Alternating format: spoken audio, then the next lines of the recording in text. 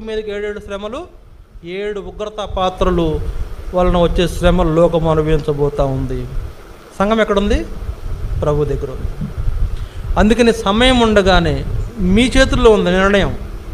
ఒకళ్ళు రక్షించబడిన వాళ్ళు ఎవరైనా ఉంటే, రక్షించబడి కూడా దేవుని ఏర్పాట్లు జీవించిన వాళ్ళు ఎవరైనా ఉంటే మీ చేతుల్లో ఉంది నిర్ణయం. మీరే తీసుకోవాలి నిర్ణయం.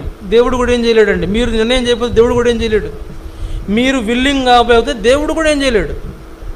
నేను పరలోకం వెళ్ళాలని నీ మనసులో లేకపోతే దేవుడు కూడా ఏం చేయలేడు. ఆయన కూడా ఏం చేయలేడు. నీ నిర్ణయం కోసం ఎదురు చూస్తున్నాడు.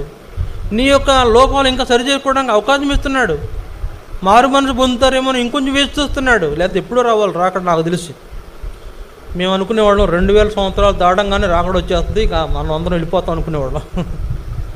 కానీ ఇంకా ఎవరు కొందరు మిగిలిపోయారు ఆయన ఏర్పాట్లు. ఆయన ఏర్పాట్లోకి రావట్లా. వచ్చిన వాళ్ళు కూడా పోతున్నారు. వాళ్ళు కూడా రావాలని చూస్తున్నాడు. ఆయన ఏర్పాట్లకు అప్పగించుకోవాలని చూస్తున్నాడు. ఆయన కొరకు జీవించాలని చూస్తున్నాడు. మన కోసం కాదు. ఎంతకాలం బతుకుతామండి? ఎంతకాలం బతుకుతాం? గ్యారెంటీ ఉంది మన లైఫ్కి?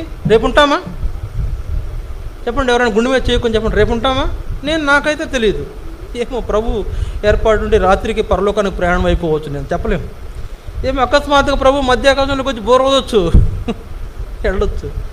రేపు అనేది మనది కాదు. ఈరోజే మనది. ఈరోజే ప్రభువుని నమ్మాలా. ఈరోజే ఆయనకు అప్పగించుకోవాలి. ఆయన చేతుల్లోకి వచ్చేయాలి. రేపు నువ్వేం చేయలేవండి. ఏం చేస్తావు రేపు పొద్దున? కనుక బలలో పాలు పొందబోతున్నావు రక్షించబడిన వ్యక్తిగా. ఒకవేళ బలలో పాలు పొందలేని రక్షించబడిన వారు కూడా ఉన్నారు ఇక్కడ. వాళ్ళకు కూడా హెచ్చరిక ఇది. ఆ అనుభవంలో నువ్వు ఇంకా రాలా. అలాంటి అనుభవంలో నువ్వు ఇంకా రావాలని కూడా దేవుని ఉద్దేశం. కనుక ఈ అనుభవాలన్నీ కూడా జ్ఞాపకం చేసుకుందాం. ఇన్ని రకాలైన పరిస్థితుల నుంచి మనం తప్పించి ఆయన దగ్గర సురక్షితంగా కూర్చోబెట్టిన ప్రభువు ఏర్పాట్లు జీవించి యోగ్యమైన విధానంలో జీవించడమే కదండి ప్రభువు కోరాడు. అలాంటి అనుభవంలోనే మనం బలలో పాలు పొందాలి కదా. ఎట్లా పడితే అట్లా జీవిస్తాను, నా ఇష్టం, మందిరంకి వస్తే రాను, వస్తాను లేకపోతే లేదు. నువ్వు రాకపోతే ఎంత, వస్తే ఎంత, రాకపోతే ఎంత.